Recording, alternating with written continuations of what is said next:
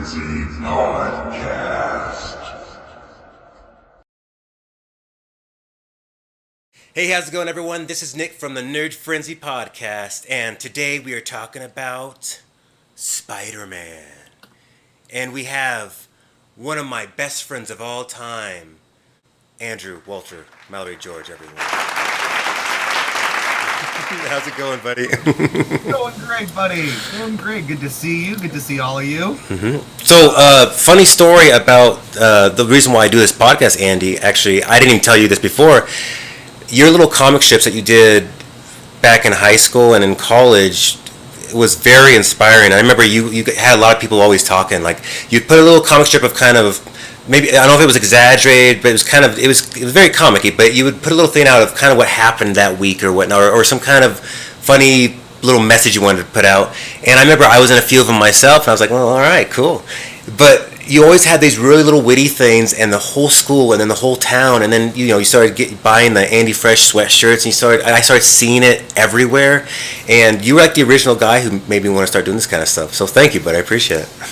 Well, thank you, man. I haven't thought about all that stuff in so long, but yeah, those were times. That was before all this great technology and TikTok. Oh my, could you imagine what we would have done with TikTok if we had that back in the day? Oh, jeez. But thank you, man. Yeah, I love what you're doing here. It's, just getting together to talk about what you love is always a good time, especially since we've been doing this for free for years. Yes, we have. I wish someone would just record us the whole time and say, we'll go ahead and put this in there eventually. And by the way, everyone can look at it right now. Another thing about you used to teach me how to draw too, and this is one of the awesome things that you said that you do for me. I remember I asked you the other day, I said, hey bud, can you send me a couple pictures, or can you give me a web page where I can go look up and just grab something that's kind of, similar to this subject matter? And you said, oh, I'll draw one for you. I'm like, yeah, okay. So it's beautiful. I'm wearing the attire, and of course I am the actual Spider-Man, so why wouldn't I? But thank you so much for drawing that. So yeah. Now everybody knows. Everybody, Aunt May is going to be so shocked. She's upstairs sleeping. She's always or being kidnapped. I know. Or being like 80 years old, or being 6 years old, or being 45 years old. Yeah, she's just a little all over the place. We will talk about Andy George's Aunt May theories. Okay, perfect. I like that. But at the end of the day, we're talking about the movies, and I threw in there Into the Spideyverse because even though a lot of people might not consider it, I consider it literally top 3 of the movies. So I had to put it in there for that reason. But you told me right before about Venom, and I was thinking, oh, maybe I should have put Venom in there. But well, maybe there's room for it all, my friend, because it all starts from a very small space back in 2002. One of the reasons when we were talking about what to talk about, I thought this would be pretty relevant. I don't know how many of your followers or news hounds or actually follow rumors and stuff, but if you haven't heard, or if you don't want to know any potential spoilers for a movie that's coming out in like 3 years, look away. Look away. The word is that they are going to, of course, incorporate Tobey Maguire and Mr. Andy Garfield into the new Marvel movie somehow. Probably through nonsense and bullshit. But, wow, else. It's like Tobey Maguire's almost 50, dude. Like He was almost 50 whenever he did the first Spider-Man. yeah. So it's almost like a big cup of why bother, in my opinion. But considering that those are the rumors, and considering that there's probably a lot of people who think that's very cool, and I think not to be, I'm sure it will be. Let's talk about how we got here, because how was Tobey Maguire Spider-Man in the first place? Well, yeah. Garfield only in 2 movies, and then nobody talked about him ever again. Like, No, he's a good actor, but not as Spider-Man. Definitely, they kind of like. I think the key takeaway from that was probably my love for Emma Stone. So I was excited to see her as Gwen Stacy. But Emma Stone is the movies. We'll get there. We're getting ahead of ourselves. I thought we could at least try to go chronologically. Let's do chronologically. Absolutely. Yeah, but I will say, as a top thesis to the entire Spider-Man franchise, is one, they've always cast really good actresses to be the love interest, and they have consistently betrayed those actresses by making them do the stupidest things. Okay. I mean, this goes down to that Zendaya is like the youngest Emmy Award winner ever, and I guarantee you she has like no lines in her. I bet you they probably just like leave her at home in the first act. Or could I just completely? Yeah, they've only put her in the movies almost it seems as a agenda, black female, and that's a bummer because I have seen her do really well in other things, and I do see a very good actor, but they're using her, I think, to push a little bit of the narrative. But it's fine. I think no one cares that there's a black MJ. No one cares about that at all. But the way that they're kind of doing it too, they just have her there, and she just says things every once in a while. But yeah, whatever. I take more offense to the fact that she's just kind of like a snarky, like alternative mean girl MJ. There's absolutely New age MJ, the one's like whatever. and you're like, Peter Parker, why do you even like her? Oh, I know why he likes her, because he's a weak man. He's probably in a toxic, powerful women relationship. And he finds somebody. I mean, that is his MO. In every Spider-Man movie, he at some point takes a photo of the girl without her knowing. That is a fact. That is true. And when you watch the original first three movies, you see littered throughout Peter Parker's bedroom pictures of her that he was taking when they weren't even together. So, yeah, a little creepy. Photos of her when they're broken up. Yeah. Spider-Man 2. Yeah, and it's all framed and everything. The name May. I know. But it's... So anyway, we'll get to the women of Spider-Man, which I think is a whole topic. This includes my Aunt May talk. Because they've also heavily stacked Aunt May with good actresses. Yes, and all three of them have been fantastic. Funny enough, though, my favorite probably is actually Rosemary Harris. I think she's still my version of Aunt May. Well, let's start off with some small lists, and we'll get into bigger lists. Yeah. So let's do our favorite Aunt Mays to start. Sure. It's almost Mother's Day.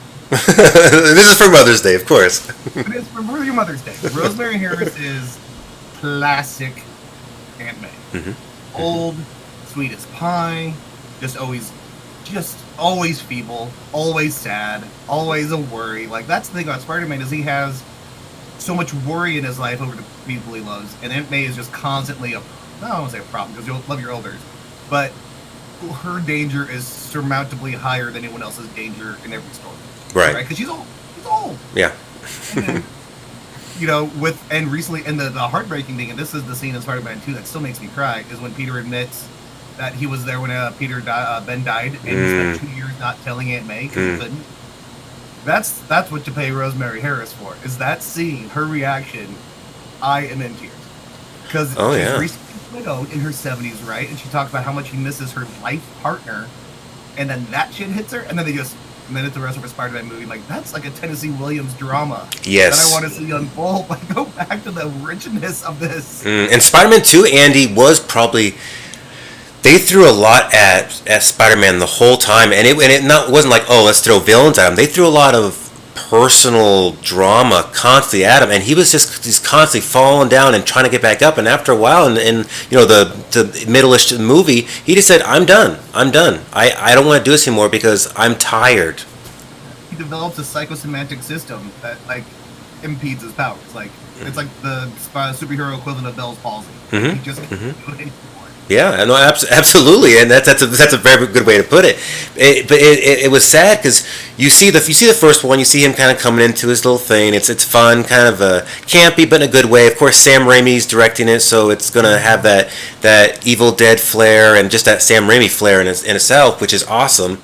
It's the biggest gift he gave to that movie, is it being a Sam Raimi. Yes, absolutely, and it's one of those things. Whenever you see a lot of these things, like we were talking about before we started, there was something that these first superhero movies, because you had the other ones like the Fantastic Four and the Captain America that were, I mean, they were garbage. They were garbage for what they were, and then they try to give up on the superhero movies after a long time because they realized these are silly. They don't want to watch silly stuff. But then Blade came out and completely changed the concept. They're like, hey, this is a action guy, but he's also in the Marvel universe. And then X-Men came around after that, and then Spider-Man. So you see this awesome level of awesomeness. Yeah. Well, let's take it back even further, buddy, because I was on my good old friend the internet the other day. Ooh. Yeah. Mr. Internet, or the information superhighway for anybody who's Oh my gosh, I like it. Yeah. Do you remember how many attempts they tried before they finally got to 2002's movie? How many different people almost made a Spider-Man? What was it, like 3, right? Yeah, so classic B schlock movie Roger Corman at some point. So what you had, and for all the kids at home before Disney bought everything, is it was hard to make a movie of a character somebody else owned. And so for years, what kept a lot of movies from being made is that you had to pay too much money to the publishing rights and the families that owned that. Infamously, Batman and Superman have been owned by Time Warner for years, so they can make a Batman Superman movie whenever they want. They just don't pay anybody anymore. That was not the case for Spider-Man in the 80s and 90s yet, or the X-Men or anything like that yet. The cartoons were licensed to Fox for television, and the cartoons, of course, everyone knows. And the movie rights were just always, everyone was trying to get their money from whatever movie they tried to make. So the Roger Corman movie got too expensive because everybody wanted too much. Didn't happen. I don't know if you know the Golans and Canon Films and that whole group that make like a bunch of B movies in the 80s, 90s. They tried, got too expensive. They wanted to cut corners like they would have anyway. Nobody wanted to do it. Then in the 90s, James Cameron, I don't know if you remember this, this was like high school. Do you remember reading like the internet in high school and you had to like log in to do it? I actually had the magazines. Wizard? Yes, yeah, Wizard, yeah. Oh my god, love Wizard. Miss Wizard. Look it up, kids. The owner of Wizard turned against his company, filed for bankruptcy, and has a ton of fraud to his name based on a convention scam. Real story. Going back to the 90s, James Cameron, after True Lies, was in line to make a movie with potentially Leonardo DiCaprio as our good friend Peter Parker. Oh, okay. What would that have been? Like we're talking Titanic era Leo. Oh well, this is the same Leonardo DiCaprio that was supposed to be Anakin Skywalker too. So first of all, Leo, stop hurting our feelings. No offense to Leo, you just made Titanic. You can literally do anything. Sure. And he just won. And look at him now; he's still doing whatever he wants. Leo's fine. Yeah, I literally made a podcast about him a few weeks ago, so he's still being talked about. I actually never just realized this. You know that Tobey Maguire and Leo are like best friends, right? Mm-hmm. Yeah. I never thought about maybe Leo's just like, hey Toby, here's his script. You just call my buddy Jim. Maybe that's how it all happened. I mean, it's funny. That's probably what happened too. It's because I think they have the same agent. They all go to the same basketball games. They all, still braid each other's hair. I think that they are probably still fixing give each other movie parts, including Great Gatsby for both of them. What's that? Yeah, they're definitely coming up a murder together, like very bad things. I can see that little buddy bromance, but not this evil things that they do. I can see it. But so. We have that time. That never happens, of course. And then, as you brought up, yes, Blade comes around, and Blade makes a ton of money on no money, and is also just good. Mm-hmm. So, like, people are just... I think that people get most surprised, like, it's good. Yeah. You can watch this, like, 2 times in a row and still like it. Mm-hmm. Absolutely. And then X-Men comes around, also infamously made kind of on a shoestring budget at the time for what a superhero movie could be. I mean, just look how hilariously little they all use their powers in that first movie. Oh, yeah, because, that's probably like a $200,000 shot, and they're like, oh, be careful. They're like, why can't Cyclops use his beam more than 4 times? Well, Ian McKellen needs a victory. yeah, seriously. It's the only real ticket we have today. I know. If he goes, we all go. We're all done. So let's just go and keep him happy. No other old white dude can play Magneto. Right? 1,000. And then Spider-Man comes along with Tobey Maguire. I was looking at what Tobey Maguire had done before this, and he came right off of Pleasantville and Cider House Rules. Yeah. Which are 2 pretty good movies. Yeah, good dramas. Pleasantville, still to this day, I actually watch it, and I've seen a lot of movies that have kind of copied its style. WandaVision is a perfect example of kind of taking that. I guarantee you they took some parallels from the whole color thing, and that's when they started, like, the glitches started. I could see it. Of course, they got all their inspiration from the old actual 50s and 60s stuff, but I could see that Pleasantville, in movies like Pleasantville, definitely still making pop culture what it is today. Well, yeah, because you can always use, you're holding a lens up to a different time to expose things, but then at the same time, we're nostalgic for that time. So we actually don't care about the commentary. We just like looking at it. Which brings us to Spider-Man 1 in 2002. Mm-hmm. After all of these attempts to make it really updated or make it edgy, you get Sam Raimi, who kind of makes it pretty timeless. Mm-hmm. Because it is modern. And watching it in 2001, watching it in 2021, and looking back in 2002, not any real cell phones, not a lot of computers used by the cast, not a lot of technology really to be seen. There's nothing to tell you that it's based in the 60s, but it might as well be. And that's like the biggest, I think, draw of the movie is it's charming. It looks kind of Pleasantville-esque, charming from the before you even see Spider-Man. Like, it's a pretty decent high school drama.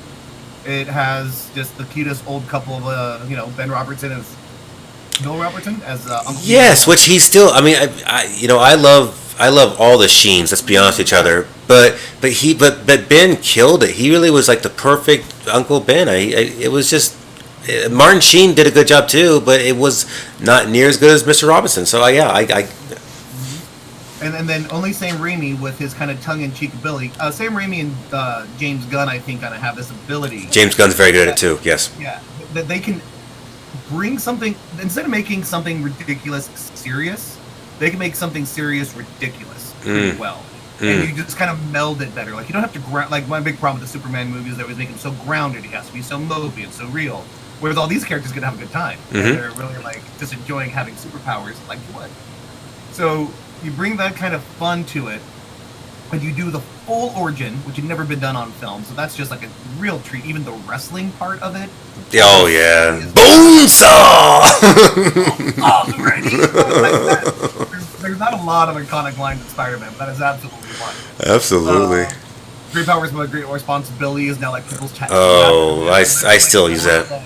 I get it. It's a good one. It's a very good one, but it gets pretentious whenever everyone's saying it. But it comes from a really that's a very empowering message. It is like, hey, like King David, he was King David, but he was also trying to be like a good man too, even though he was the king of the world. That's pretty hard to do. I made a biblical reference, of course, but yeah, I went there.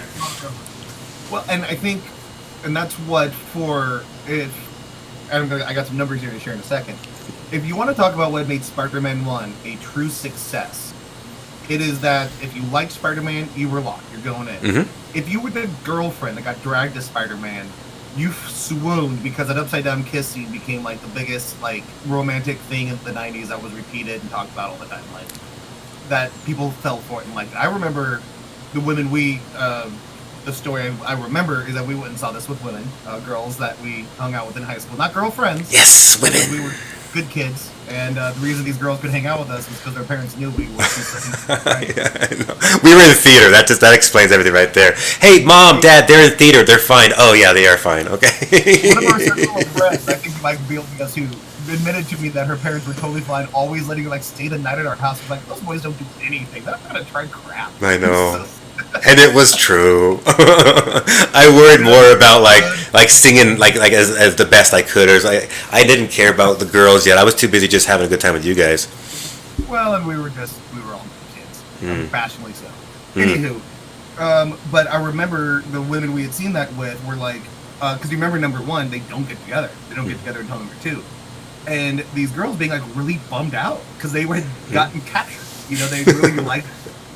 They just came in and really found something in the movie to like, which is great. Yeah, and then absolutely. on top of that, anybody who had never seen Spider-Man at all, well, there's everything you need to know. There's nothing left on the table, right? You have a great origin story. The back half of Spider-Man 1 to me is really satisfying because there's a bunch of mini Spider-Man adventures until you get to the real final showdown with Green Goblin, which is very personal, which is Spider-Man in a nutshell. I was actually trying to line up all of the villains' main plans throughout the movies. And when it comes to the first one, the motivation is just murder. Yes. Well, sometimes that is just the best way to go about it. Like, no, I'm down with that. Okay, good. Yeah, you don't have to, I'm here to destroy the world. No, okay, thanks, Thanos. I don't care about that anymore. I'm here because I just want to kill you. I'm like, oh, okay, yeah, that's pretty scary, too. We're not going to turn it into a city of lizards. We're not going to fight a sun in Manhattan.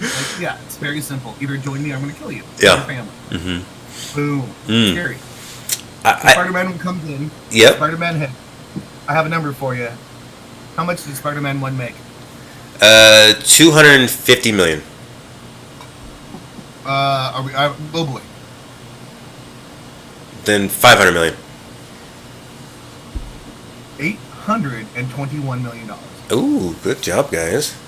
in 2002. Now, do you remember 2002, Nick? That's like Yeah. a lot of money. Yeah. That of course at that time $1 still could buy me a candy bar. So and that was like a empowering dollar. So yeah, that's a lot of money. It is, and of course you now because that's all we used to do is go to watch movies. But now it's kind of a little different. But Well, and we'll stack it up as we get to the other movies. Sure, too, sure. Like, movies didn't make that much money back then. And so that's when, like, that was very rare. Like, Titanic had just recently gotten to $1 billion, but also they were in theaters for like half a year. For that yes, they amount of were, money. and you got to see Kate Winslet being drawn. So I went to the movie 3 times for that reason. Dude, I also went to Titanic multiple times in the theater.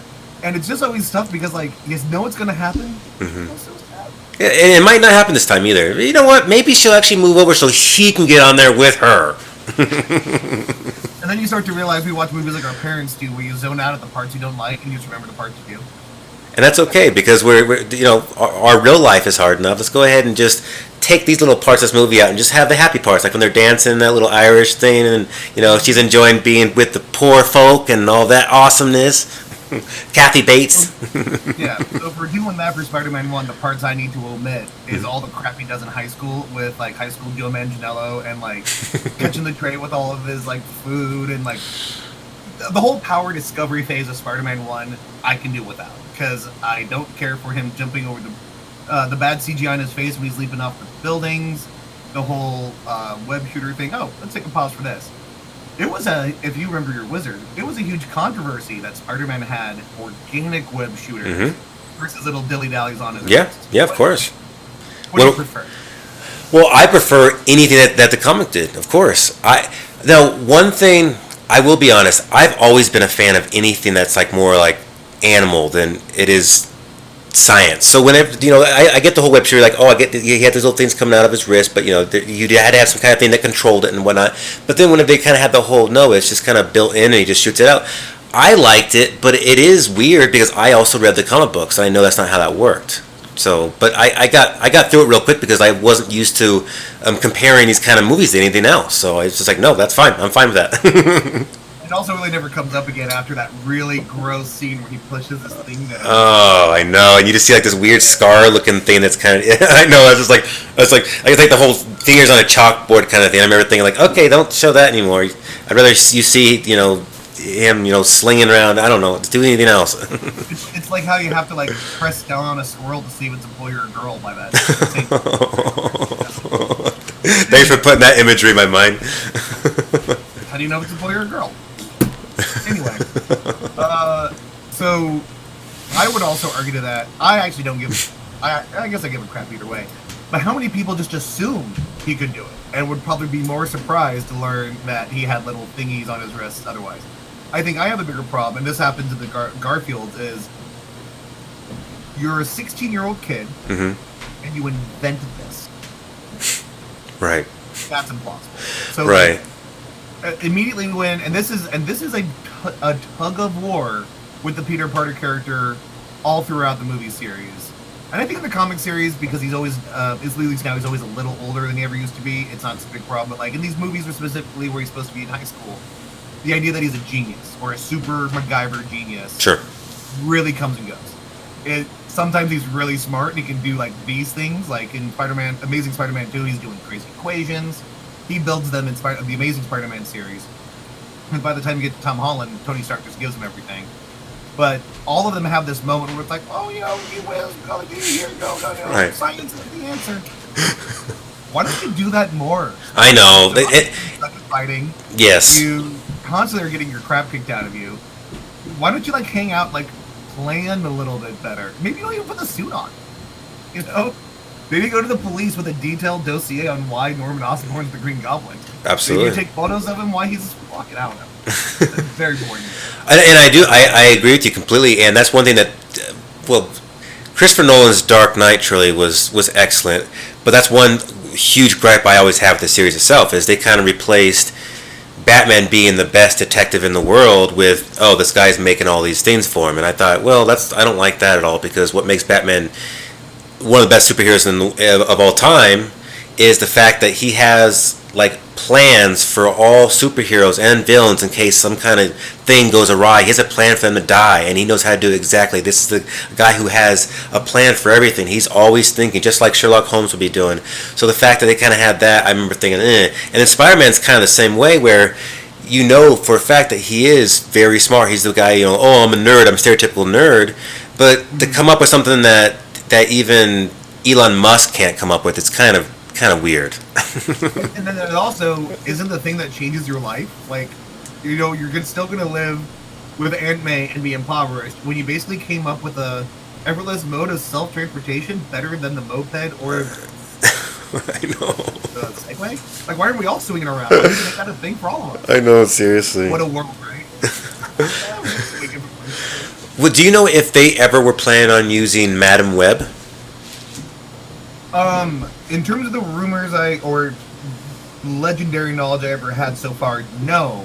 But now, of course, her name is being floated around as one of these characters that could just float into the new Marvel universe, be right at home, and do some cool stuff. Because and that's another thing. Spider-Man is always a science superhero, right? He, if anybody out there really likes to learn more about Marvel history, there's a lot of great books that parallel how the Marvel era of the 60s and the nuclear panic of the 60s impacted all of their characters. Because each character, and somehow, is dealing with the mutations or the fear of science. Hulk is bombarded by gamma rays. Fantastic Four, bombarded by cosmic rays.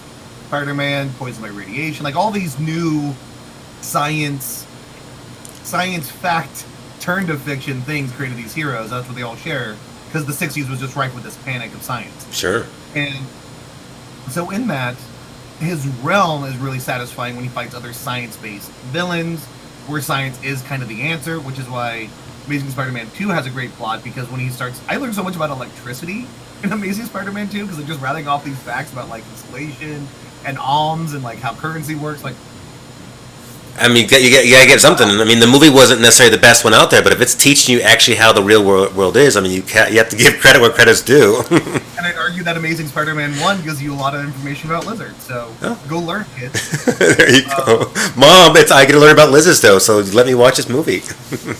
Yeah, but so, like, things like Madam Web, and then I think this is where Spider-Man 3, which is easily the maligned, like the nail in the coffin. The bastard stepson, absolutely.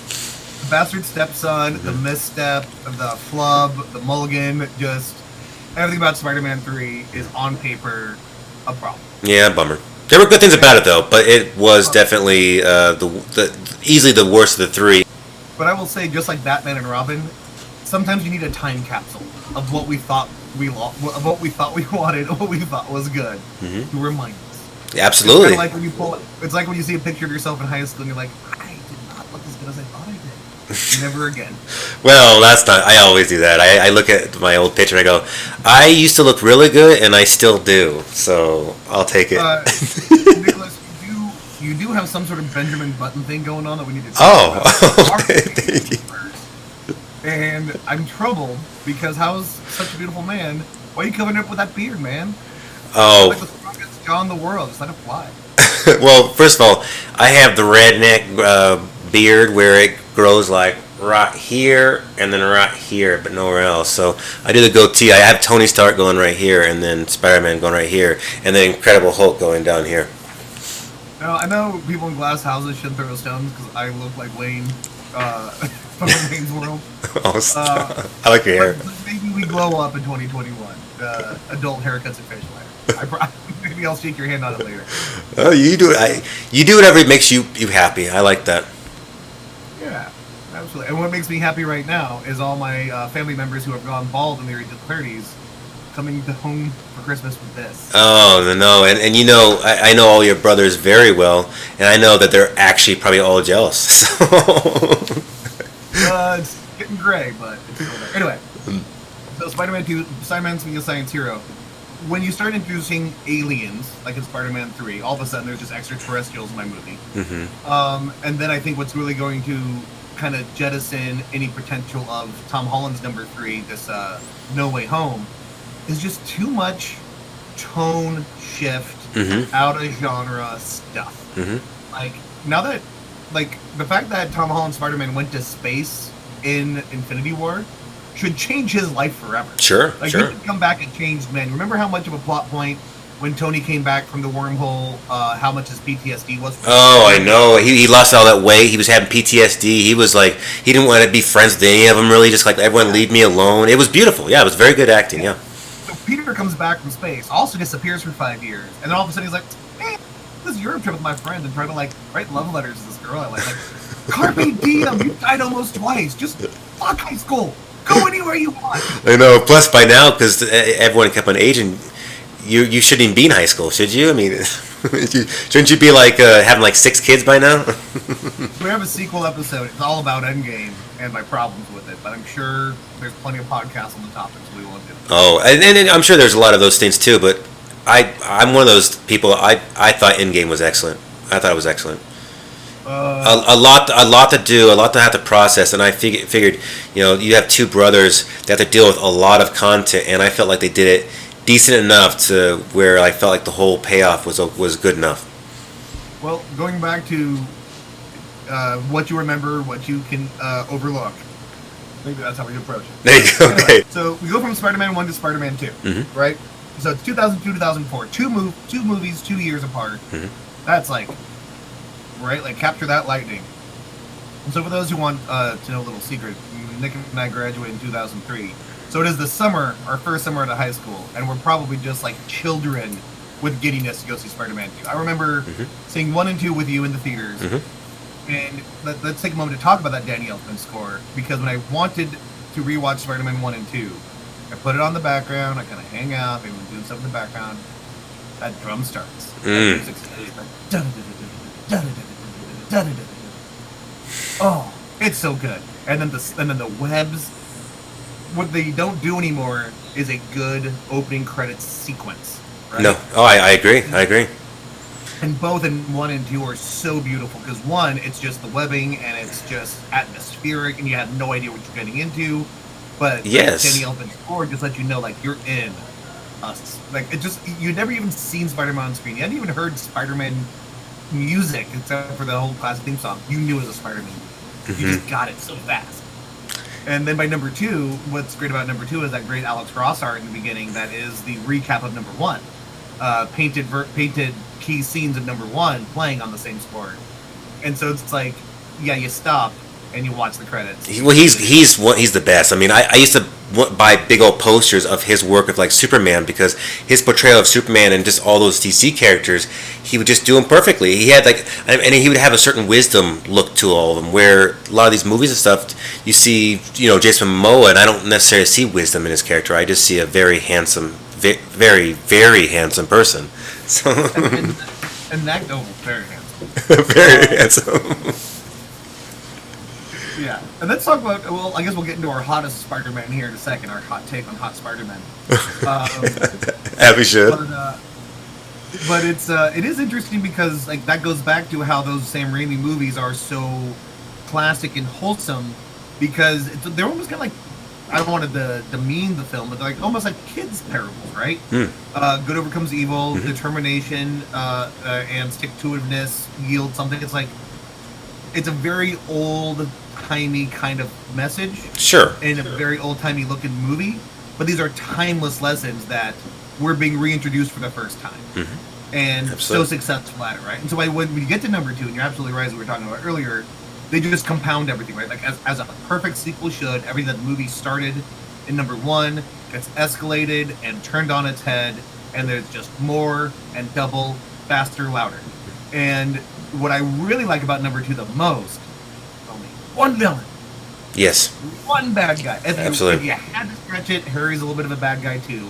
But we get to him in number 3. It's a perfect arc for Harry, because he's, and I don't say this very often, but James Franco's like crushing it in number 2. Yes, you can tell he's definitely more the drama and everything they have between him and Peter whenever they're they're all keeping secrets and stuff. You can feel the tension. You can feel the tension. And the first one, it was just like a happy dappy. Oh, hey man, you go talk to MJ over there. She's right there waiting for you. And then the second one, it's like a soap opera. Bimbo type of dude, right? Yeah, and he's rich, he's dumb. But number two, the first time you see Harry and Mary Jane is when they surprise them at Aunt May's house for the birthday. And this is something that I love that they don't do enough in movies anymore. It's just hangout scenes. Yes. Just the character and the characters that he's supposed to be best friends with actually having a couple scenes where you see why they would be. And kind of like, they're not talking about movies that take them out of the movie so you can see how these characters would be in real life. Yes. They're just talking about how they are. Yeah, it's hard to describe Spider-Man as a nerd whenever you don't see him do nerd things. Yes, absolutely. Yeah. And after the effects of number one, you start to realize, because the whole thing about number one is Mary Jane never paid attention to Peter, and Harry took Peter for granted because he was just trying to like impress his dad. But by number two, because of the events of number one, they've actually really become this close triad of friends. And it's really nice to see in the opening sequence. But it's immediately torpedoed by Harry going, "So your buddy Spider-Man?" Yes, because you see everything unfolds. Of course, his dad got killed by Spider-Man, even though technically his dad killed himself. But he thinks Spider-Man did it, and so the whole second movie is just like, oh no, my whole goal, even though my dad was a piece of shit to me, is revenge. And it completely changed the whole feeling of the whole show. And as we were talking about earlier, the second one, even though the first one, he's a nerd, he's kind of, people get, pick on him, all that kind of stuff. But the second one, he actually has a lot of things happening to him constantly. He just keeps on and finally he just goes, you know what? Screw all of you. I don't care anymore. I'm tired. I don't want to do this. I don't want to do this. And then, of course, he would see things. He was having these moral dilemmas like, oh, should I help him? No, because I want to be a normal person. But you'd see like all this weight on him, and you're like, oh gosh, just someone help him out. Well, and I don't know if you remember what it was like to be young and in school and stuff, but like he 2 times gets told off by both his professor and Dr. Octavius about how he's a piece of shit. And so Kurt is like, that's why she was the one saying, you look exhausted. You're always late for it. So like, okay, I get it. Dr. Connor is like, I'm sorry. And then he meets Dr. Octavius like, oh, Connor's told me about you. You're brilliant, but lazy. Like, cool, lay off. Raised by my aunt and uncle. She's in her 70s. Totally like a financial aid, going to NYU kind of kid, working at a pizza place. Let's just talk about science, guys. Like, right? Seriously. But I will say the second one is my favorite one out of all the Spider-Man movies. It is the best. It is the tightest. Yes, of all the it is. It is the whole train scene. And I personally still think it still holds up, but the whole train scene, whenever he's literally, you see him holding that, and people make fun of him because he's making those little faces. But I mean, why wouldn't you make those kind of faces? But you see the actual sacrifice of this guy who's about ready to, his body's about ready to rip apart trying to save these people, and then you see him just like fall over, and then they have that whole kind of like Jesus Christ thing where they're all like holding him above them. And it was just really, I liked how they did it. I thought, and they're like, oh yeah, for Spider-Man, let's kick this guy's ass. And I'm like, this is cool. Yeah. This is cool. Yeah. So. Well, and that becomes a really fun fact of the Spider-Man movies too, is that the city is a character, and that the city's relationship with Spider-Man is a plot point more than once. And I like that because there are things that about Spider-Man that always kind of ring true, which is he's supposed to be more of a people's hero. And that train scene, that's a great thing to bring up because showing how hard it is for Spider-Man to do feats that we see things like, especially in these Marvel movies now where everyone's too strong, like just to stop a train, what it takes. And that similarly a really cool scene in the Homecoming is when Tom Holland's on the ferry trying to hold everything together. Same level of like tension where you like realize this kid's just out of his league. He's just a kid. Yeah, he's just a kid. Like, oh, I was playing video games 2 days ago, and now I have to save 600 people. And the integrity that scene shows about Peter is he will not quit, and that is a Spider-Man sequence that just tells you everything about the character so perfectly. Is that he will not quit. He will not let these people go, and no matter what. And then when, as we just said the phrase, when the mask comes off and somebody says he's just a kid, how heartbreaking is that? Because everybody on that subway has this realization, like, this kid Yeah. just did like the most impossible thing. I'm thinking of King Leonidas being underneath this mask, and it's Tobey Maguire, or Tom Holland. It's just, oh, my boy could be playing basketball with this kid at school right now. I think those are the things in those Sam Raimi movies that he really hits. Is like there's so many emotional gut punches, and even as silly as they get, even number 3, there's a couple moments where I'm like, Yeah.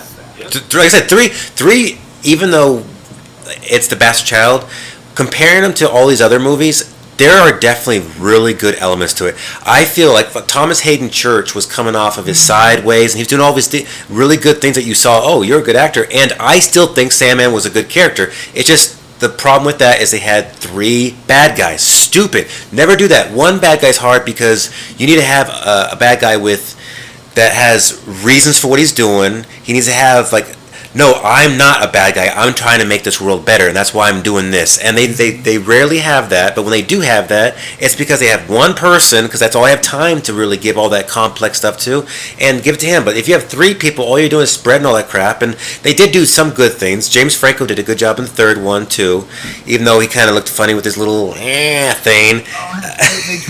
They tried so little on his costume. I know.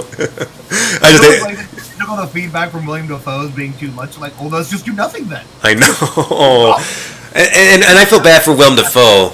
Willem Dafoe is one of the most underrated actors we have. It's just they gave him a character that was, first of all, you see his mask and it's like, oh, you look like a toy right now. But of course now if they redid the Green Goblin, I guarantee you, especially someone with the right mindset did it correctly, you would make this guy actually look scary. Because I remember whenever Rosemary Harris, when she sees the Green Goblin fly in there, and those eyes, those yellow eyes, and I remember thinking like images of the comics when I was reading and going, yeah, this character should be scary. And Willem Dafoe, don't get me wrong, he could be the perfect person to play this Green Goblin. But when they have him just constantly going like, hey, hey, it's like, oh, dude, guys, you have a brilliant actor. You guys can do so much more with him. Yeah.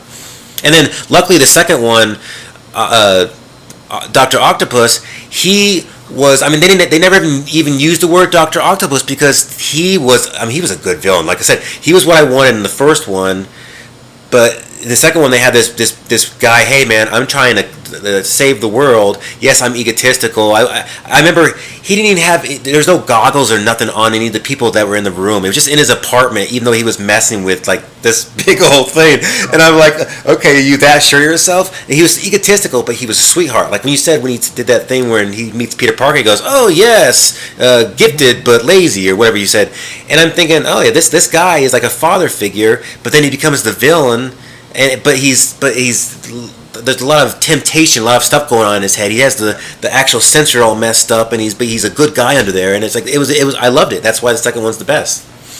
Well, the second one does a really interesting twist on Doc Ock, which I don't remember from the comics, but they give him like a really loving, functional, healthy relationship with a wife of many years. And then of course she's right out the window, right? You can't have. Oh, poor Rosie. Just out of it. And I love that actress. I know her from John Luke Picard's girlfriend on Insurrection. I know her from Tangled. She was the evil stepmother. I don't know how I know that, but I know that. Such discredit because I'm sure she's been like in 1,000. I know. She's like, I actually have 2 Oscars. Well, and good for you. I hope you got good money for the 5 minutes that are there to tell Octavius he's just a brilliant person and died.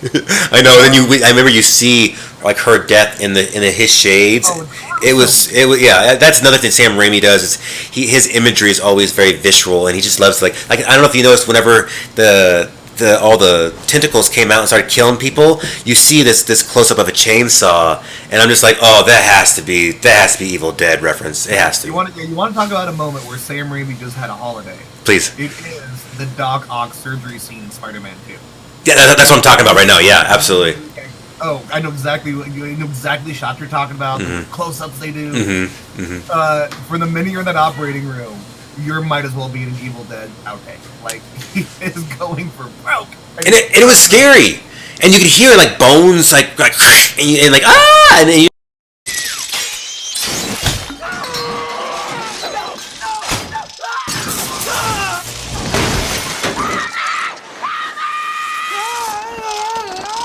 like, and you do the imagery. It's like you're watching Psycho. Like, I don't have to see you guys breaking them like a Saw movie because my brains tell me exactly what's happening, and it's more frightening yet. So can we fast forward a little bit, guys? Because I know this is Spider-Man, like the whole happy dappy Spider-Man, but I don't want to watch this part because it's kind of gives me nightmares. The idea that the 4 arms on Dr. Octopus are alive and have a personality. And at some point, they're like talking to him. And he's kind of like, oh really? Okay, yeah.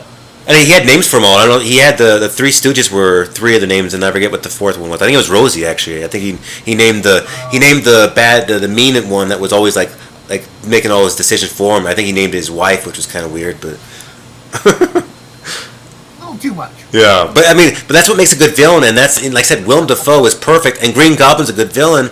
But the problem is they were trying new things, and so Green Goblin was still kind of campy, but it got better. I mean, Spider-Man 2's villain was great. Spider-Man 3's villains, they were great, but Venom wasn't great. Venom wasn't great. Well, but going back to, I have my list of motivations here. Green Goblin, motivated by murder and revenge. Dr. Octopus, revenge, but also fusion. Wants to just make a stunt for some reason. Spider-Man 3, murder and revenge. They're back to just classic, Venom wants Peter dead. Harry wants Peter dead. They kind of don't give a flip about MJ anymore. Sandman just kind of taking the paycheck. It's not classy, but at least it's not like the entire city is going to blow up in 10 minutes. Here's 10 minutes of calamity to get not a bomb exploding. Yes. That's exactly what we do in Amazing Spider-Man 1, which is the lizard bomb. Easily my favoriteest, stupidest thing they've ever done is this idea that we have this lizard mist and it's going to turn the city into Lizard Town. I don't even know how they got away with keeping that story in there. I mean, maybe it was a comic issue, but it does not translate very well to the screen. It's very silly, and like I said, this is the guy with Rhys Ifans. I don't know how to say his name correctly, but Kurt Connors. I'll just say Kurt. That's easier. Kurt Connors is also a good guy. He's one of Spider-Man's teachers. I mean, all he wants to do, because he has his arm cut, all he wants to do is learn how to grow limbs back, and then all of a sudden he becomes, crazy. A classic tragic story of a person turned by scientific abnormality and horror. Like it's a terrible of some sort. And then all the other things. So yeah, Amazing Spider-Man 2, it's a blackout for some reason. That's the motivation. Homecoming is far from murder, and then in Spider-Verse, it's a collect. I mean, Spider-Verse, this is why it's a thing of its own. The villains and their motivations are like layered and deep and really interesting. Yes, yes. I really don't feel we can talk about Spider-Verse in this episode because that is such a cut above and a league of its own, and I say that in all the most positive ways. Okay, and you know what? It would have been my number 1 probably too, but I felt like that would have been a cop out to say that, so I put it as my 3. If you're wondering if Spider-Man Into the Spider-Verse is good, not only is it good, it's dang near perfect, and it really should be the thesis for why we should do more animated comic book films versus the loaded crap we do. I agree. They would give so many properties that level of attention and creativity. We would have the most amazing Fantastic Four movie. We actually already did. They're called The Incredibles. They're both great too, yeah. Thank you so much, young man. If that was just a classic Fantastic Four movie, that's funny. Everyone would have been blown away, So make Pixar make our movies, is what you're saying. More animated comic book movies for adults. I agree. Are we deep into Spider-Man 3? Are we talking about its flaws yet? Well, there's a lot of flaws. My biggest flaw for Spider-Man 3, and probably the reason why it didn't work out for me, is because reading the comic books growing up, Venom was my favorite character. Venom is Venom. I mean, everyone loves Venom. I mean, he has, because Carnage is cool. We all like Carnage, but Carnage has one thing. He's a murderer, a maniac, a psychopath. But Venom is just a guy, not a bad guy, just kind of a piece of shit that has all these conflicting things. And every once in a while he lets it take control of him. Every once in a while he's like, hey, I don't want to kill this person, and that makes for interesting characterization. So I've always thought Venom was great, and they made him sound like a stupid pterodactyl. This little thin little design, just like all this bird looking thing in it. And Topher Grace was, just coming off as that '70s show, and he kind of had this whole pretentious, like, oh, I don't need that, I'm a movie star. And then I saw his performance in that, and I'm thinking, are you a movie star? Well, and I feel bad for Topher Grace. I think he, once again, good actors not being treated well. Okay. Because he's been very good in other things, especially as of late. If you've seen Black Klansman and things like that, he is very funny. Oh, good. For real reasons. I agree. I thought the symbiote in number 3 was scariest when it was just the black blob. I agree. And the way it like took things over was. It kind of would like almost like take over you, like a parasite. It was very scary, yeah. But then the moment it came part of you, you didn't have this whole thing like, I must feed. It was just more like, it's like, no, that's not my venom at all. And if you were going to do that, Peter should have been a little monstery too while he was wearing it, right? You should have seen that that's what the suit does. Yes. And that's where he was headed. Yes. So it's like, oh, he can turn you into a monster, and then a guy like Eddie Brock, it would happen faster because he already is a monster. Right? Yes. But no, instead, like, when Peter has it, it's literally just a black suit. And it's embarrassing whenever he's Peter, too. He's, like, emo, and he's trying to dance around. He's all doing that tango stuff like it's the sexiest thing in the world. I don't know how old your audience is, everybody, but this was 2007. Spider-Man verse. There were bands called things like My Chemical Romance and Arcade Fire and Taking Back Sunday. None of them were good, but they were all very popular. Yes. And most of them, and like Fall Out Boy started around this time, I believe. All those bands that talk about how their parents were not good to them, even though they grew up in white suburbia. I mean, I don't know. This is the birth of Skyliner, where like, Yeah. all of a sudden how had makeup for men, and it was like fine to go by. Which, by the way, I love it in 2021. It's all gender neutrality. Everyone can wear makeup. I wish I could have some makeup on right now on this camera. You look back beautiful. then, the only makeup you could wear as men was eyeliner to be rebellious and also not that good looking. So that's the point of makeup. It heightens their eye color, I guess. I don't know. That's right. But anyway, so Peter Parker becomes the lead singer for Taking Back Sunday. Right? Yeah. He becomes Matt Speed, but like after 24 hours. Oh, he's walking around and he's literally like that part when he's about ready to walk into the clearance store and he's just doing these little dances and he's like looking at these girls and they're all looking at him like, oh no, that's okay. And I think one thing about this that we as fans get wrong though, Andy, is I think Sam Raimi wanted us to cringe at that. And we were all cringing at going, oh my gosh, Sam Raimi, you suck. You should have made them all. But I think he was trying to go for more of I was trying to just go for like the slime ball Peter Parker. I was thinking more of like a bully, like an asshole, like threw you against a wall and then there's instead of like doing the typical Peter Parker things like, hey man, get out of my way, he like throws him or something like that. Doesn't he? Well, I mean, he gets there. Doesn't he push Mary Jane? He does, yeah. Because he's fighting with somebody and he kind of does that and she falls back and she looks at him and he has his emo hair. Smack Mary Jane like a good old back and be like, there's your hero. Deal with that movie. How are you gonna come back from that? Seriously. Which probably would have woken Kirsten Dunst up in number 3 because she is sleeping through the whole thing. Yeah, you could feel it too, and I'm not necessarily a huge fan of her in the first place. I mean, she's fine, but I felt like in the third one they had nothing to do with her besides play like the oh no part, but nothing else. She had no real goals. She was doing her plays, and I think pretty much was just setting her up as just seeing Peter Parker not paying attention to her the way he's supposed to. But other than that, it's like, what was her purpose for being there? It felt like, because you read the comics and his whole mission, like I said, he's a kid, so his whole mission is like, oh no, Mary Jane, that Mary Jane, that's his life, and that's his. And then they kind of like started. The first one they did that perfectly. Second one they reminded us like, he's doing this because he's a hero, but he also being a hero, there's pain being a hero, and he kept on going back and forth like, oh, I want her to be my woman, but if I do, I put her in harm's way, going back and forth, the struggle, it's great. But then the third one, it's like, well, I'm just not going to deal with it at all. Okay. Yeah. Well, and you're absolutely right. The story arc of her character gets really underserved in number 3 because it gets them pretty realistic, but it also just makes her to be terrible and undoes a lot of the, like, good character building we've done. So number 1, she's a shallow girl from a broken home. She's just trying to find a little bit of love.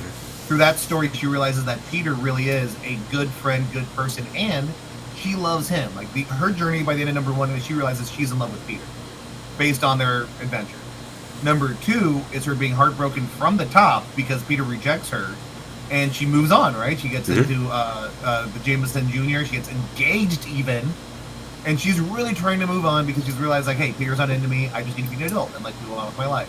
And then she realizes the reason it didn't work out is because he's Spider-Man. And she leaves her wedding and she accepts he's Spider-Man and says, I get it. I got you, boo. And that last scene, you're thinking like Mary Jane, you are like, you guys are doing great. Well, but there was a part right after that scene. It goes back to her, and then you see that she has almost this certain like uneasiness, and then it kind of fades out from her, and you hear that the music kind of goes, no, almost like oh shit. So I think that it's almost like she was like, because she said go get him, Tiger, and then when she said that, he kind of flew away, and then almost you kind of saw the whole like facade, kind of like okay, now he's gone. And this is the real Mary Jane story of like, it's almost like being a firefighter, paramedic, or cop's wife, right? You're like, whenever I see you go to work, I don't know if you're coming home, and that's just part of the job. Yep. And part of my relationship with you is accepting that about your job and you. And it's terrifying, right? But by number 3, she just doesn't seem like worried or like really like noble about it. Like you kind of think she's like ready to be. She's actually kind of a real bitch about it because he's more popular. And number 3, it's all about the city loves Spider-Man. She's taken. She gets axed from her job. Yeah, she's not. Yeah, she's going down and he's going up. Yeah, absolutely. And then she takes that as an advantage. And once again, the Mary Jane we just met for 2 movies wouldn't really do this, but she's like down in the dumps. She does try to talk to Peter about it. He's kind of a dick, and so obviously she like. I mean, the scene that I have where he's like basically like telling her like you need to relax and like why don't you just hang out for a little bit? Be happy for me. Yeah, Peter, you blew it. Anybody who's ever had a girlfriend, you don't do that in an argument where she's trying to tell you she's having a tough time. You say, I'm sorry, tell me more, and you listen. You do not say, you need to relax. I know. I just watched parts of him doing that. I'm like, dude, I'm a kid. Like, because we were actually kids watching this. I'm going, I would never say that. Are you stupid? I mean, what are you doing? It was this back and forth kind of like supernatural bullshit where you have this really awesome thing going on, and then they have to find some kind of way to make it all messed up. So they start having this whole back and forth, and it's really hard to watch because it's just like, oh guys, I know what you're doing. Just stop. Well, exactly. After 2 movies of being really smart and also like pretty attuned characters, right? Like, after a couple of years of relationship, you really start to know somebody and like get it. They seem like they're still like high school dating. You're like, I don't know why you're so mad. Right. I like the head nod too. Aren't you out of high school like by 4 years by now? Maybe theoretically together by 3. Like, get over it. Going back to that. So basically, she says Peter sucks, and my friend Harry is amnesic, which is like the best role for James Franco because he gets to like play like a man baby and just like smile and look dumb and probably was like really stoned on set in real life because his eyes are up in his head. I'll have to check it out next time I say. Oh, dude, like when they're like when he's like hanging out and they're like in his apartment cooking breakfast and doing the twist, he's blazed. Of course, you noticed that. Dude, well, it's James Franco, and especially I watch these all in sequence. Thank you, Stars, for making me pay $8 for a subscription to watch all the Spider-Man movies in a row. The scene, like watching how young and like engaged he is in number 1, and then in 2 he's evil, right? So he's smirking a lot. And then in 3 he's just like hanging out, and then in Goggles. So I'm like, yeah. Everyone's hanging out in the 3rd one. I think the only person who was bringing their A game in the 3rd one was What's what? Thomas Hayden Church. I know. I was about to say Sandman. Yeah. Yeah. And I do mean a lot. And a lot of people said, "Oh man, that character Sandman was a stupid character." I've throughout the years, Andy, I've heard people tell me that, and I'm thinking, that's so weird you say that because he was the only redeeming light about that movie for the most part for the villains, because Venom was sadly destroyed, and then Harry, he was already, I mean, like I said, he was just kind of like there, because James Franco at that point, the first one you could tell he did Freaks and Geeks and other couple small things, but he was nothing yet. So he was probably like, oh yeah, whatever you guys need, I'm here for you. And then the second one, he did the smoldering thing, and then the third one, he's like, hey, I'm James Franco, so whatever. Yeah, so whatever. We're all contractually obligated to be here, but also, like, I made, like, 4 movies last year, and some of them were hits. Seriously. But to your point, and this is what I would propose to you, you take Venom out of Spider-Man 3. Take them all completely out. You take him out, you take Topher Grace out, you take Gwen Stacy out, take them all out. And it is about Peter Parker discovering that the wrong man that he thought killed Uncle Ben was not that man, that the Sandman, or he thinks the Sandman did it, and he has an opportunity to get real revenge. And then you find out Sandman not only is not the real murderer, but also not interested in being a villain, kind of just a tragic person in a tragic circumstance, which was his MO. And then you have Harry being a true villain, manipulating Sandman to pit against Spider-Man. That, my friend, is some dramatic storytelling. I like that. A reluctant villain, it's almost like Les Miserables, right? Like, Spider-Man will not stop his pursuit. Sandman does not want to have conflict. There is somebody pulling the strings. It's a simpler, tighter movie. People really could have done that, or would have liked it. There's a theory, though. I don't think people would have liked a sympathetic villain. They still don't. I don't know if you read these stories, but this is what Patty Jenkins is having problems with in the Wonder Woman movies. She doesn't want villains to be villains. She wants them to be characters that Diana, like, identifies with and can cope with and bring them into something, which is a very Wonder Woman thing. People hate that, and that's why people hated Wonder Woman 84. That was 84 was bad. Compassionate resolution among equals. They want to fight. They want a big ass fight. Yeah. And so to your point, but also there would have to be something else. Maybe Sandman and Spider-Man are going to team up against Harry in our theoretical movie, whatever. There's always fan fiction, kids. It's called WordPress. And that's the good thing about being alive, I suppose, is I mean, the older I get, I do this too. I can take something like, okay, well, the Star Wars movies, the sequels, they were garbage, but I could take certain parts of that and I could make myself a good movie too. So that's what I did. And Luke Skywalker had this awesome thing where he did all these things where he sacrificed himself, saving the whole world. That didn't happen in that, but it happened in my mind. Well, and going back to how fans were and how fandom is, like what you like, don't like what you don't like. Sure. None of this is a rule. But it's also, as we were going through this list, Nick, it's like, who thought we'd have this many Spider-Man movies to talk about? They really. I know.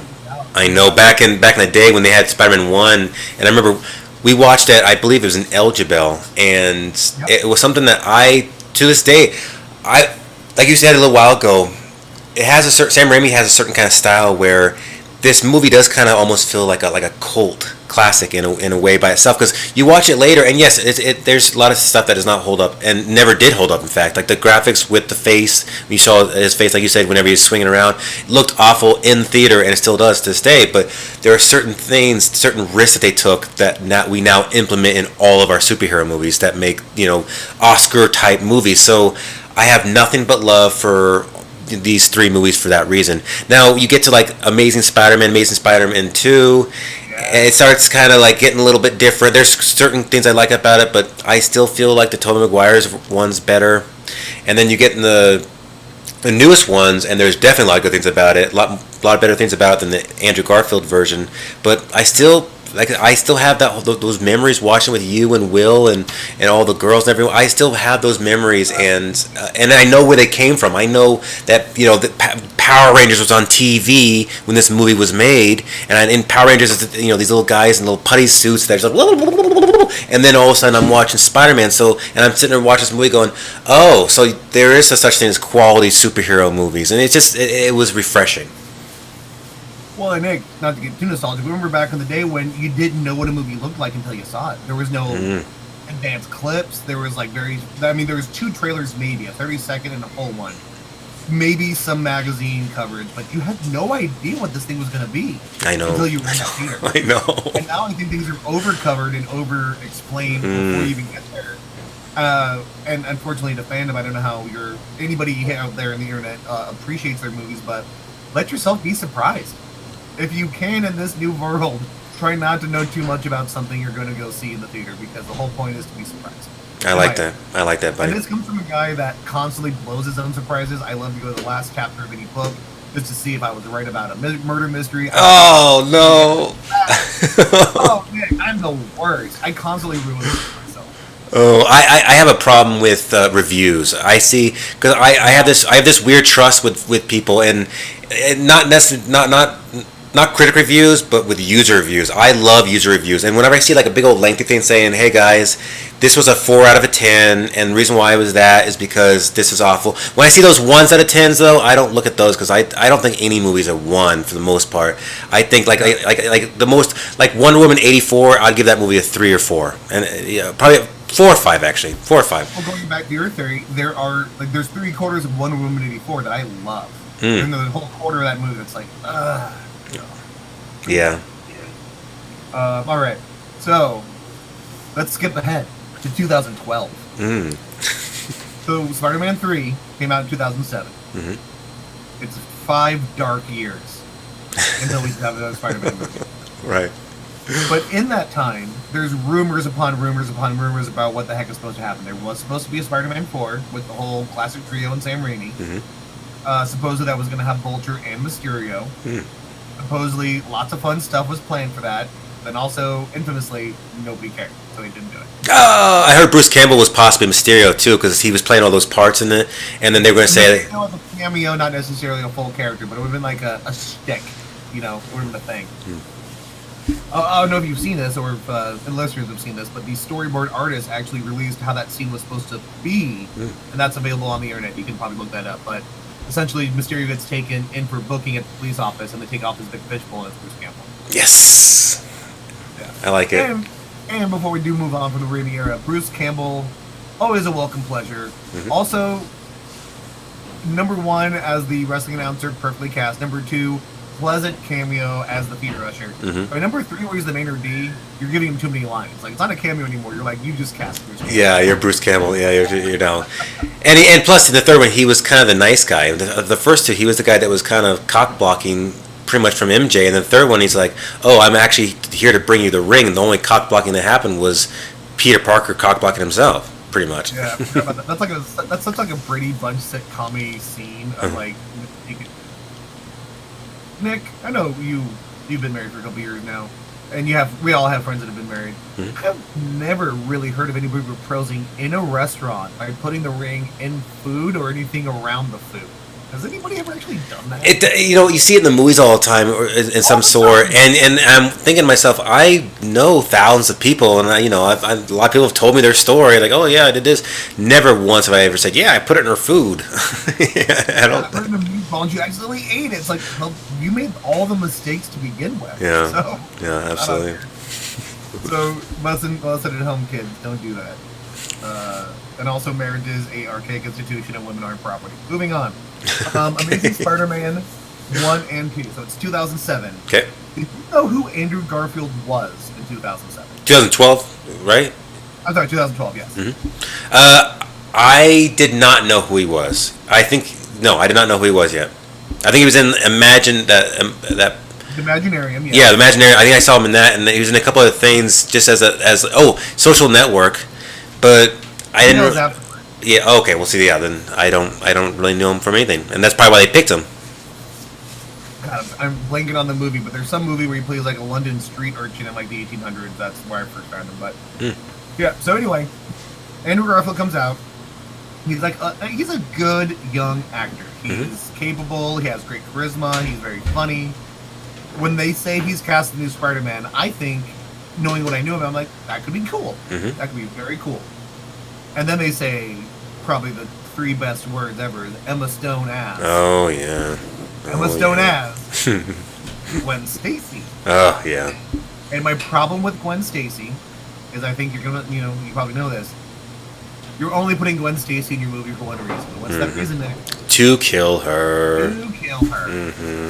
Poor Gwen Stacy has an unfortunate history of always dying. Yeah. Now, this is why Amazing Spider-Man 1 is a treat. She doesn't die. Yeah. Emma Stone is peak Emma Stone, carries the movie. For some reason is dressed like she's in the 60s when nobody else is. She has the black hair. And that's okay. That's okay. When you look at Andrew Garfield and he's dressed in 2002 garbage of like military jacket. Yeah, he's like a skater. Like, hey, he's not even a nerd guy anymore. He's like the the outsider. Like, I don't even care. Correct. So he's no longer. So Tobey Maguire played the classic nerd. Hmm. You know, glasses, tucked in shirt. Andrew Garfield's like the weird loner. Yeah, the Napoleon Dynamite kind of person that no one likes. No, but worse than that, because he actually is negative toward people. Like when he gets into scraps, he's very kind of like Yeah, he's a prick. Yeah, he's witty and he's quick witted. So he demoralizes people and makes them even hate him more because he's he like say like, oh yeah, da da da, and they're like, geez, man, I just was coming over to push you. So as much as I hate his Peter Parker, when he's in the Spider-Man suit, he's the funniest. I agree. I concur completely. Yeah. Because the way he taunts villains, the way he is just very that cockiness that I guess now I can give him credit they set up as Peter Parker really comes out as Spider-Man, and that is fun. Because that is the Spider-Man trait that is missing from Tobey Maguire's is the mouthiness. Yes, absolutely. Yes, and we do forget that happened. But if you read the comics, he's constantly saying like, "Oh, okay, I guess you're gonna do that." I mean, he's constantly like he's playing narrator, actually, where the villain can hear him talking out loud, like, "Oh, hey, I guess," and we never got to see that. And then all of a sudden, here comes Andrew Garfield, and you said he's in the Spider-Man thing. He's messing with bullies. He's like, "Oh, okay, cool." And I'm like, "Ooh, this is refreshing because we don't see this." Tobey Maguire was sometimes just a little too serious. He never just kind of walked around and be like, "Oh, I'm supposed to be playing a 19-year-old kid. I'm actually 47 in real life." But well, and Tobey Maguire gets some one-liners in there, but it's not like the walking, talking, like prattling off that Andrew Garfield really does really well. So. Right, with the pissing off the villains, which has always happened in the cartoons and the comics. You're like, oh, the villain's getting frustrated with him because he won't shut up, and that's awesome. And then Tobey Maguire never did that. He was just kind of always just, I mean, he was great. I mean, and it was probably Sam Raimi's doings, not Tobey Maguire's. But Andrew Garfield, whoever came up with that concept, like you said, he has the mask off. He's doing his thing. He's wearing his clothes, and he's like, hey, whatever, man, I don't care. Kind of obnoxious, but the moment he puts on his Spider-Man gear, he's our Spider-Man. So in Amazing Spider-Man 1, we have Mr. Garfield, we have Ms. Stone, we have Academy Award winner Sally Field. That you like me right now. You like me. So I don't care who They like me. They really like me. And she's amazing. And she is amazing. And she was Forrest Gump's mom. And she's sassy from American Incredible Homeward Bound Incredible Journey. And if you're not a cat person, then shut up, because Sassy's like a hero of cinema. Oh, Lord. Thanks for bringing up. Out of all our roles, that's what you brought up. As you said, she has like Oscar-winning roles. You're like, oh, and she was Sassy from Homeward Bound. I'm sorry, is she another thing? I thought that's all she was known for. Like Sally Field's. Oh, it's great. So you have Sally Field as Aunt May, and you have a Martin Sheen as Uncle Ben. They do a really fun twist here where they make a certain choice to show you that they're a little more blue-collar. Martin Sheen's like a repairman of some sort.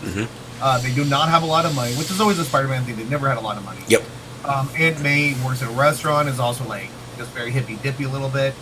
I liked this change. I liked this more of a youthful dynamic. It seemed like more of like a real lived-in family to me. The May, Ben, Peter triad. Okay, I agree. Yeah, versus like Tobey Maguire. I mean, they were just so much older. It's like the character living with your grandparents versus like a character with real like a parental relationship with his aunt and uncle. Like, you really saw this household work nicely and like got a little insight into it. And so when Uncle Ben dies in this one, you're like, that's really sad. Because that was like his dad. That was his dad. Yeah, it wasn't his uncle. And you got more time with this Uncle Ben to like really endear you. But also Uncle Ben points out that Peter has a picture of Gwen Stacy on his computer, and later in the movie is the one that tells Gwen Stacy, "Oh, I've seen your picture on his computer before." Oh, no, that he's. Oh. So we're gonna get into it, but also Amazing Spider-Man 1 and 2. Peter Parker is a toxic stalker, and the real movie should be spoken from Gwen's perspective about my superhero stalker ex-boyfriend. In the words of what's her name, Gwen Stacy, they'd like her little diary. Yeah, it'd be like a good little Psycho movie or something. We aren't number 2 yet, but that's where it really comes out. But, Amazing Spider-Man 1, Uncle Ben dies pretty fast, same way. a much clean. If they're going to redo the origin, this is a much quicker origin of Uncle Ben's death to Spider-Man's rise. There's no like wrestling thing. It happens pretty quick. Everyone's sad at the right notes, and then we're into Spider-Man time like 20 minutes earlier. Not a problem with that. Because I still think you need to do the Uncle Ben stuff. Otherwise, Peter really is just aimless, and this is the Tom Holland problem. Is until you really know more about him, he's really just kind of doing what people tell him. Versus like in Tobey Maguire's, it's very much a hero's journey and a choice. This one, it's a little shorter, but it's still a hero's journey and a choice. My number 3 was like, oh hey, Mr. Stark, sure, I'll go to Germany. Yeah, you're right, and it was kind of like you didn't see him because I don't know why he's doing anything. Because decisions always have weight, but whenever you have someone telling you to do things, you're not sensing like the danger through. Because Tobey Maguire or Andrew Garfield could have made a bad decision and someone died from it, and we see it's their decision. But yeah, you're right. Tony Stark's kind of tutoring baby Peter Parker, and it does kind of sadly have this whole like, oh well, you'll be fine because Tony Stark's there, and then of course they try to in Far From Home they try to say, oh, you don't have Tony Stark to help you anymore, but. Yeah. They try to like, throw that in there, like almost because they like realize like, oh, we got to be careful with this. But I still didn't really see too much weight being kind of put on them like the other characters had. No, they do not take the time to do that. Whereas these movies, for good or bad, spend the time to at least set that up. So when you do real Spider-Man stuff, at least you care a little bit more. And the one thing about the Amazing Spider-Man movies that do well, that I love, was it's a drop thing, but the promise that his parents had this whole secret thing going on. Oh yeah. The absence of the parents, the promise of this conspiracy about why they disappeared. Just like to even go there and to build that in as like this overarching mystery to unsolve really got me. And I really wish they had like done something more with that, because that's the missing sauce of the Tobey Maguire's. You just go too much forward. But in Spider-Man, it's like, hey, maybe things are like a little tighter and a little crazier under the surface, right? Like just a classic Scooby-Doo mystery. Like, who's under that mask? Right. What's going on? I like it. Well, and that's where they could have positioned themselves as very different if they had really tried to tell something dense and cool like that and stuck to it. Instead, a lot of that stuff just happens and you never hear of it again. So that's a very good point. It's a very good point. I will say that the action sequences in Amazing Spider-Man are some of my favorite. The fight between him and Blizzard in the high school is really cool. The end scene, the death of Captain Stacy, Dennis Leary. To have me sad that Dennis Leary died. I know. I'm knocked. Yeah, I know. He's obnoxious when he's like, and the first thing, of course, when he says like, "Hey, you will not get Gwen Stacy involved in this," and that's exactly what he does, and that's why I didn't want to put Amazing Spider-Man 2 like as my least favorite, because there are so many good things about it too, and one of the best things I liked about it was the scene that they filmed when Gwen Stacy does die, and I thought that whole thing was done so well because he was so close. And of course, you and I know, because we read the comics, that we know when we saw that the infamous like bell tower, we knew that's where she was going to die, but a lot of people probably had no idea. And even at the end of the Amazing Spider-Man, the first one, when he's swinging around and he's doing all that awesome stuff, and the last thing you see... You're waiting for her to die, aren't you? Because she's Gwen Stacy. I know. Well, that's why their whole goal was like to just tell us, like, hey, MJ will be here soon, but for now we need to have Gwen Stacy. And you're like, okay, well, one movie will do it, and then it doesn't, because Emma Stone and Andrew Garfield are dating in real life, and the chemistry is so damn good that they're like, well, let's do another one first. Was it? I watching it with that lens. Was it? It wasn't? Oh no. No, okay. Okay. Oh no. This is the meat and potatoes of what I really want to talk about tonight. Okay. Is how creepy Peter Parker is as a boyfriend in those movies. Okay. He is so creepy. How does this romance even start? So he takes a photo of her, and she doesn't know, and he's like, stalking her, that's cute. And then he wants to talk to Dr. Connors, so he goes to Oscorp. And then he's on her tour, and she comes up to him straight up. And like, this is a woman who's like seen this guy around all the time. And Emma Stone plays this as she should, like very. She was like, "Are you following me?" Mm-hmm. Like, no, I'm just like, you know, right. forward and like backpack. I'm just doing this. No, Emma Stone at this point has no idea that like his parents are dead. He's trying to talk to Kurt Connors because like all this back history. She should rightfully be terrified. It's like, I see you in high school all the time, and now you're at my place of work. Mm-hmm. And she says the line of like, "Don't get me in trouble." What does he immediately do? Go fucks off. Yes, he does. And then, right? And then later in the movie, whenever she's like, "Are you following me?" Now it's all different. Like the second time, without any provocation, it was like, "Are you following me?" And then Martin Sheen comes in to like drop something off to Peter, and that's the awkward scene. He's like, "He hasn't got a photo of you on the computer." He's like, "What? Oh my god." Oh man, I would be married to my wife if she heard something like that about me. She's like, "Oh, Nick, you have a picture of me? Okay, well that's okay." And then like the next day, she'd probably be like, "No, you took, and it's been up there for months." Oh my god! No free man out there. That is not cool to do. That is a not cool thing. No. And if a woman finds out you've had a picture of her for months without her consent or knowledge, you're not good.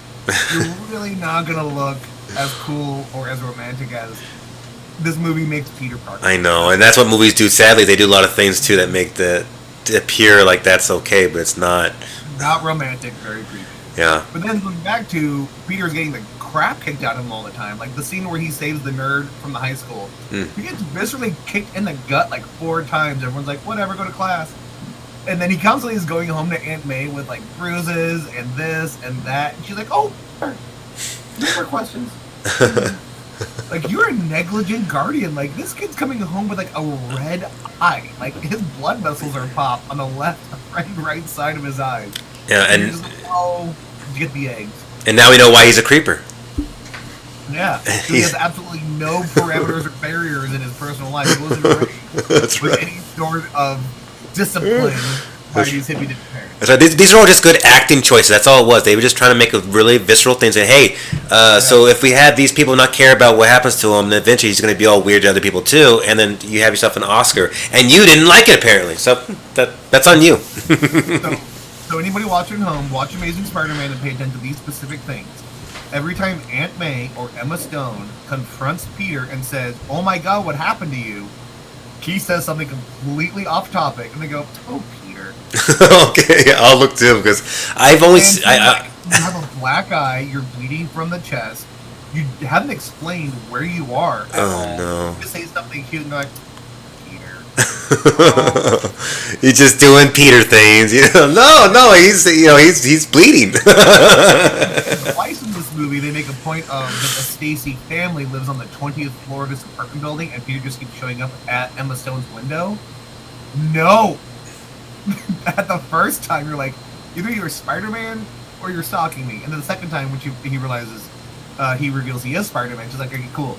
You're still coming straight in my bedroom." Yeah. You're still like the invisible man who's watching me undress. That's what you're doing right now. Yeah. Oh no, he doesn't start watching her without her consent until the second movie. Oh, that's okay then. So with that, let's move into the second movie. In the second movie, okay, for anybody that hasn't seen it, Gwen Stacy's dad dies at the end of Amazing Spider-Man 1. It's all Peter Parker's fault. His last dying wish is, "Don't bring Gwen into your damn drama. I don't want it. You don't want it. Do me the solid." What does Peter immediately not do? Care. So by the beginning of number 2, he's still dating Gwen, still doing his Spider-Man shenanigans. And this is after seeing Dennis Leary's like fake body there constantly. Like it's actually eating at him, but yet he still goes through with it because he's a piece of shit. And I think they show his funeral in the second movies, and at the end of the second movies, actually see like Peter Parker go to Dennis Leary's funeral. But in the second movie, for sure, it is Gwen Stacy. She has, I don't know if you remember this, but she has 2 younger brothers. So now that there's no father, it's Gwen Stacy, 2 brothers, and a mother. And the movie starts, number 2 starts with a big graduation, valedictorian speech from Gwen Stacy. Everyone's happy. Peter pulls some crap, tries to break up with her again. And the very first scene between the two of them is Emma Stone saying very empoweringly, "I break up with you. This is over. I chose it. No more Spider-Man crap. I break up with you," and she walks away. Cool. Emma Stone, go for it. It should be like a waiting to exhale moment where you throw your cigarette on a trail of gasoline, just light them on fire. Like, get out of this relationship. I like it. But and for her part, she does. She's not around until the next third of the movie. But this is when you realize he walks around and follows her. Yeah, he does. He does, and that's it's a thing. Like, this is not a John Cusack movie in the '80s. That's not right in any way. And they let you know it's been a couple months, like 3 months, and then for other things, like when he just all of a sudden hangs out with his buddy Harry, and Harry says, "Do you have a girlfriend?" He goes, it's complicated. No, it's not. She dumped you, and you are no longer dating Emma Stone, Gwen Stacy. Right. Move up. Right, and don't worry, I will kill her later. Right. And so then a couple more scenes go along, and she calls him because she realizes she's moving to England. And as a woman with compassion who does love this man but knows that they can't be together, she does a very respectable thing of like, I want to see you so I can tell you in person I am moving. And he immediately takes it as we're getting back together. Yep. Also terrible. And then she ends it, she puts a big, she waits a little too long, but she puts a big kibosh on it at the end and says like, no, I'm moving. And then that's when it comes out that he's been following her, and she's like, how often do you follow me?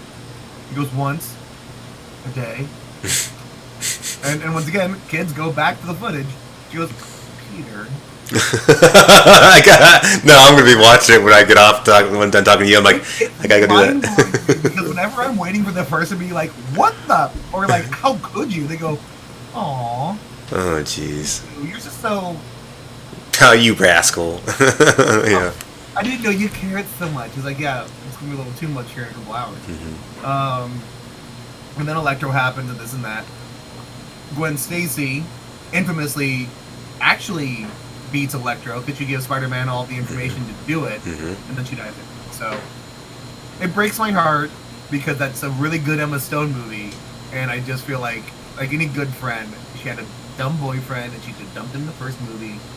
And the real movie should be from her perspective, where it's like, I can't get rid of this guy. I know, seriously. You're just always swinging around. Like, she should go up to her and be like, I need you to kill Spider-Man. Because I will never be free of him otherwise. And then you find out the villain of that movie, which, would have been Electro, or someone else would have been like, oh no, I'm doing this because you're the bad guy. Like in Falling Down, that's what's going on. Peter Parker is Michael Douglas's character in the movie Falling Down, and he's actually the bad guy throughout the whole thing. And finally, Robert Duvall's character, aka either Electro or Green Goblin, say, hey, I'm going to kill you because you're the bad guy. And so you know what we're treated to at the end? It's not only Gwen Stacy's funeral, but a sadder than sad shot of the same mom and two brothers now without a dad or the older sister. Yeah. You have decimated this family, Peter Parker. They will never recover. You are a blight on the Stacy clan. But don't worry, MJ's coming. Oh wait, she's not. Are you familiar with who Sheely Wardley? Yeah. Woodley, yeah. Apparently she was supposed to be MJ, and she eventually got cut because it was only a couple scenes anyway, and they didn't do it. But that would have been also a big couple. Why bother? Like, cool. Yeah, they're just trying to oh, we're just trying to get there. But I'm like, well, no one cares. Well, and Nick, this goes to a topic to discuss with you. Who is Spider-Man's one true love? Because if it's Superman, it's obviously Lois Lane. Batman's kind of gone a couple different ways, but I think most of us agree Batman and Catwoman are kind of like the thing. Well, that's my thing. A lot of people say Lois Lane. I'm sorry, not Lois Lane, but yeah, but that's just something that's stupid because Batman. Catwoman makes more sense and it's a lot more fun. Yeah, well, yeah, it's more his style because Batman's he has a lot of shit going on in his head, and so having someone like Vicky Vale doesn't make sense at all. But Catwoman pretty much being like, oh, you're damaged, I'm damaged, let's be damaged together because I'm hot. And I'm talking about the Michelle Pfeiffer version because that's my version, okay? Iterations of it, Batman and Catwoman have a compatibility that works for both characters. Sure. Well, Nicholas Wayne Long, this has been a wonderful treat. Thank you so much for letting me come here and just kind of dish with you. To summarize myself, the reason I really want to do this with you is I know you've always been a big Spider-Man fan. Spider-Man has been one of my favorite things to talk about with you over the years. And with a lot of Spider-Man to look forward to, let's just not forget our lessons. There's a lot of bad ways to do Spider-Man, and there's a lot of really good ways to do Spider-Man. But just like with James Bond or Batman or Ninja Turtles or any sort of franchise we're reinventing, it can be whatever it wants. And it actually really is strengthened by being renewed or being modernized. But sometimes things just don't work. And that's okay to make fun of. But, we're all here together. We all like the same thing. I like it. And I'm glad I got to do this with you too because when the first one came out, I was with you. when it comes to comic books, talk about being inspired. You have taught me how to draw. You gave me all your old comic books that you're going to throw out. We talked for hours and hours about these characters. So yeah, you're the perfect person to talk to about this. So thank you so much for coming on the show, brother. And to clarify, they were never going to be thrown out. They were always yours. Oh, thank you. I do hope that you are enjoying, as you've always told me, you actually and the kids enjoy them together. Are you guys like enjoying anything the most? Like, what are you guys reading? Like, what stories really have you guys liked the most out of that whole big box? Funny enough, we were reading a lot of Peter Parker stuff, but then Jack started hearing about Miles Morales, so then we started buying his stuff. And sadly, he's a newer character, so we didn't have him in the box. Well, I know where. Other question for you: is your kids reading digital comics, or are you guys actually buying the books? I always buy the books. When it comes to books, I'm one of those guys who like to showcase it. Gotcha. And for fans at home, any Miles Morales story is fantastic. Great character, great add to the mythos. We would talk about Into the Spider-Verse. I think that's the whole separate conversation. That movie is just too good, too dang good. These movies kind of all, like, unfortunately, as we talked about, lumped together in a lot of ways. But Into the Spider-Verse is very much, hopefully, the first in a new generation of really cool films to talk about. Absolutely, I agree. Beautiful, my friend. Well, yeah, I want to talk to you more about any topic we want to talk about. There's so much of you that I can do. Guys, come on the Nerd Frenzy podcast. Do a little Gmail search. Tell me that's what you want. We will talk about anything. We've been getting a lot of new people doing this with me every single week, and I've been appreciative of it. So thank you, everyone, for doing that with me. And Andy, we will do this again, my love. Thank you so much, buddy. Buddy, God bless you, everyone. Have a wonderful, safe, and easy weekend. All right, take care, guys. Love you. Love you, Andy. Bye. The Nerd Frenzy Podcast.